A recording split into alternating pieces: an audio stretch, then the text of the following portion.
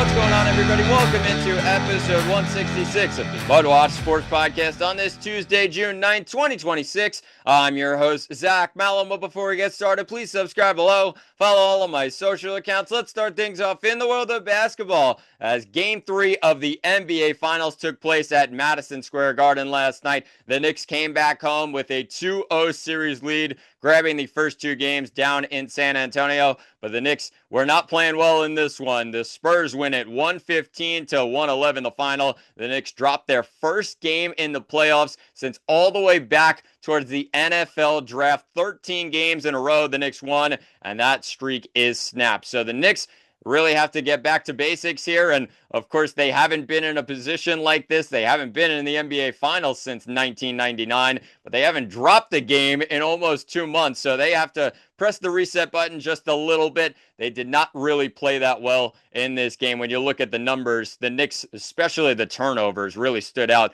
13 turnovers for the Knicks, just 8 for the San Antonio Spurs. And when you look at the points off turnovers in the end, 21 points off turnovers for the San Antonio Spurs, and the Knicks had just 7 points off turnovers. So that's a clear difference with the 4-point win for San Antonio. San Antonio had their guys playing well. I mean, their stars really stepped up. Victor Wembanyama was really good in this game. 32 points, 8 rebounds, 6 assists. Couple steals and 3 blocks, 11 of 18 shooting, And then you look at Stephon Castle, who really stepped up under the bright lights at Madison Square Garden. 23 points, 8 of 14 shooting, 5 rebounds, 5 assists, a steal and a block. Really good stuff from Castle, who also hit a couple threes in this game. And San Antonio shot the ball well. They didn't overall shoot the ball well. You look at the numbers, 46% from the field and 35% from deep. In the end, they made clutch shots when they needed to. They went on a couple of runs, and they were knocking down threes. Their starters really stepped up. Champagnie hit a couple of big threes. Devin Vassell hit a couple of big threes as well. And, of course, Castle, I mentioned him. I think looking at this Knicks team, the difference in the game was the turnovers, like I said. But it was also, Mike Brown complained about it. The free throw disparity in the second half really hurt this Knicks team. 24-8. San Antonio had more free throws than the Knicks, 16 more free throws than New York. I'm not one to complain about the officials, but it really stood out in this one. The Knicks did not play well, plain and simple. The Knicks had 13 turnovers, and that was the difference in the game. 5 of those turnovers coming from Jalen Brunson. The Knicks have to be better from that. But the officials were definitely on the side of the San Antonio Spurs in this one. It really stood out, but the Knicks have to bounce back. They're in front of their home crowd. If they lose this next game, they're in deep trouble because they grabbed 2 games on the road, and you're thinking, okay, the Knicks are going to fly away with this series. If San Antonio responds with 2 wins back-to-back at Madison Square Garden, the Knicks are in trouble. It really presses the reset button on the entire series, and San Antonio definitely has the advantage with 2 of their games at home and for the rest of the series if they win Game 4. But the Knicks are looking forward to that Game 4. They get the home crowd behind them, just a chance to bounce back, and it all takes place tomorrow night in 8:30 start at Madison Square Garden, where the New York Knicks come in as 2.5-point favorites, total sitting at 216.5. Knicks got to get a win desperately here, and they will, if they do win, they'll go up 3-1 in the series, and they just have to win one more game to be crowned NBA champions, whether it's in Game 5 on the road, Game 6 at home, Game 7 if it's necessary. We'll see what the deal is, but the Knicks have to win tomorrow night. That's priority number 1. If they win tomorrow night, they're in a better spot, obviously coming off of a loss in front of the home crowd last night. So the Knicks have to bounce back.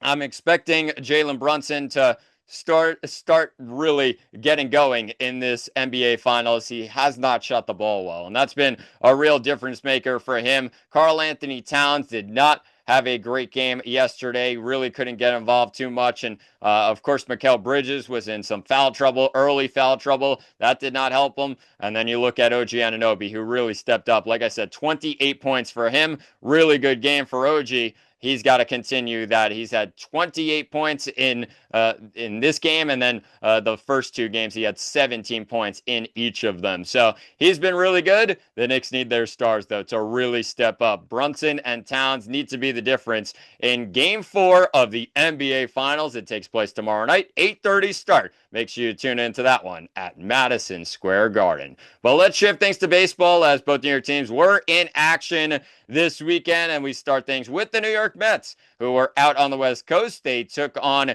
the Seattle Mariners for a 3-game set up at T-Mobile Park. They lose 2 out of 3, but grabbed the final game of that 3-game set 7-1, with Freddie Peralta having a really good game and the Mets offense really stepping up. Then they responded once again. Christian Scott on the mound as the Mets headed down to San Diego. They got a day off on Thursday. Then Friday, Christian Scott got his second win of the season. Really stepped up for New York, and he pitched 5 2/3, 3 hits allowed, no runs, with 2 walks and 3 Ks, 2-0 on the year. The Mets offense stepped up as well, got to Michael King, who is charged with his 5th loss of the year, 4-5 on the season. He pitched 6 innings, 6 hits, 4 earned runs with no walks, 4 Ks. The Mets offense got to him. They were up 4-0 in the 5th inning after Jared Young hit a home run, a solo shot in the second. Bo Bichette hit an RBI triple to right field that scored Luis Torrens, and then the aforementioned Luis Torrens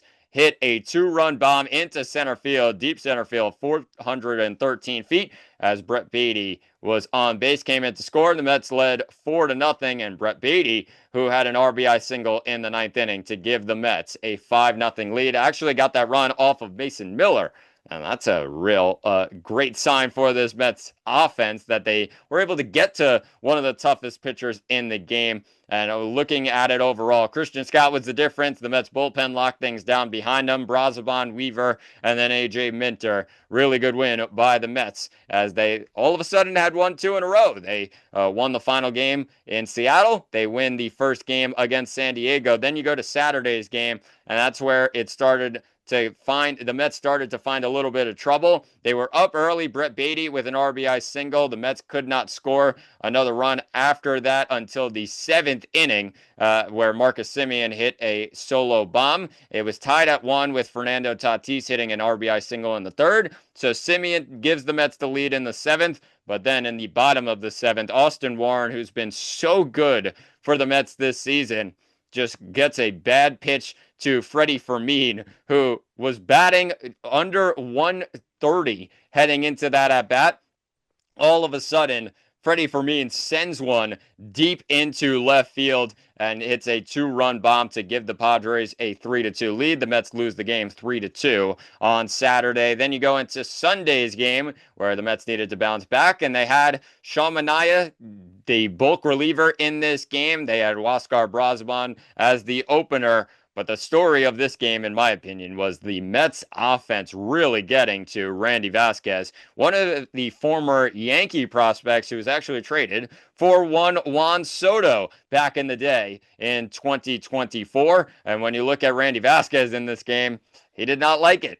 When you look at his numbers, he goes 4 innings with 8 hits allowed, 4 earned runs with 2 walks, 3 Ks. Moves to 5-4 on the year. Sean Manaea got the win for the Mets in this one. Pitched 4 innings out of the bullpen, 4 hits, 2 earned with 1 walk, 3 Ks. It was the Mets offense, like I said, that's really stepped up. They were out to a 4-0 lead in the top of the 5th inning, and then after that they continued to roll. MJ Melendez, had a solo home run in the 6th, and it was Carson Bench who really had the biggest day of them all. He hit a solo bomb in the 6th inning. He followed it up with an RBI triple in the 8th inning. How about a 5-for-5 day for Carson Bench? Just the 4th Mets rookie to have a 5-hit game and a home run in that same game. In Mets franchise history, that's a pretty big feat. And he joins a couple of guys. Pete Alonso did it back in 2019.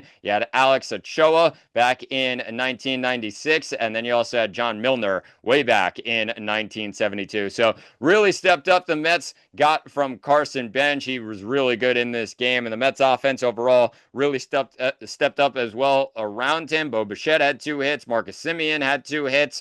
Really good stuff from the Mets offense, and they look to continue that as they head back home. They got a day off, another day off on Monday, so they head into a 3-game set at Citi Field against the St. Louis Cardinals, and it all starts tonight, a 7:10 start at Citi Field, where it's Dustin May on the mound for the St. Louis Cardinals. It's Freddie Peralta who gets the ball for the New York Mets, and May on the season 3-6, 4.59 ERA. Peralta 4-4 with a 3.63 ERA for the Mets. Has to step up in this one. Lock down a series at home against a tough Cardinals team that's been really good so far this season. Very tough NL Central, and the Cardinals keep racking up wins. The biggest guy to look out for, Jordan Walker, who's been red hot so far this season. He's batting .303 with 16 home runs, 47 RBI on the year. He's slugging .560 right now. So he's a guy to watch out for Freddie Peralta, a guy who's been pretty solid against right-handed batters so far this season. So we'll see what happens, as make sure you tune into that one 7:10 tonight as the Cardinals take on the Mets at Citi Field. As let's finish things off on the other side of New York, as the New York Yankees were also in action this weekend. They were coming off of a series loss against the Cleveland Guardians, where they lost 2 out of 3 at Yankee Stadium. They welcomed the Boston Red Sox to Yankee Stadium just after that, and they lose the opener of the 3-game set. It was a 5-3 final. Ryan Weathers got the loss in this one for the Yankees. 6 innings, 7 hits, 5 earned with 1 walk, 4 Ks. Just really bad stuff, and got in trouble, especially early on. 3rd inning was trouble for him. He allowed a couple of runs on groundouts, infield singles as well, then a solo bomb to Monasterio, then a 2-run bomb to Contreras, and all of a sudden it was 5-2 Boston. Yankee offense didn't do much on the other side. Sonny Gray was pretty solid after Ben Rice took him deep early on, just the second batter of the game, and Ben Rice hits another bomb, a solo bomb into right field that gave the Yankees a 1-0 lead. But of course, Weathers struggled in this game. The Yankees also got production from Spencer Jones, who had an RBI double in the 4th inning. Trent Grisham had a solo bomb in the 5th inning, but 5-3 the final, as the Yankees dropped the first game of the 3-game set at Yankee Stadium against the Boston Red Sox. Then you go to Saturday's game, and it was not there. It was postponed as the weather was really bad on Saturday night, and they had to move that game to later on in the season, and it was just going to be a 2-game set between these two teams, as Sunday the Yankees hosted the Red Sox once again, and it was really scoreless for a while. Great pitching matchup between Cam Schlittler and Ranger Suarez. And Cam Schlittler ends up winning the battle. He didn't get the win on the day, but he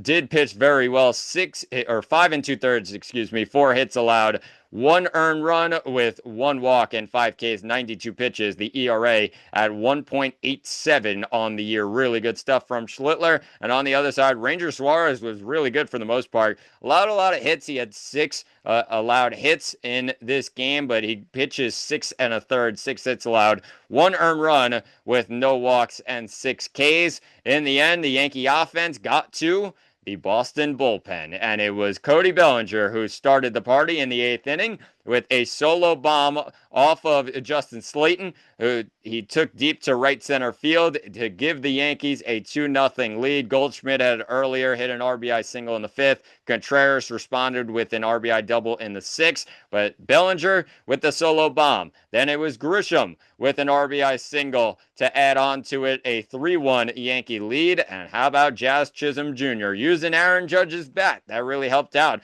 In this instance, he hits a 3-run bomb into right center field into the bullpen and gives the Yankees a 6-1 lead. And the Yankees would finish it off with the victory, and they look to respond again after a series tie in this one. They split the series 1-1. They go down to Cleveland now, where the series already started last night. It was David Bednar who ended up getting the win in the game, because this one went to extras. The Yankees responded after Cleveland took a 5-4 lead in the 6th inning on a Martinez 2-run bomb. It was Paul Goldschmidt grounded into a fielder's choice, but a run came in to score. And then you look at the 10th inning. Cody Bellinger really stepping up. he hits a 2-run single into left field and got with the bases loaded.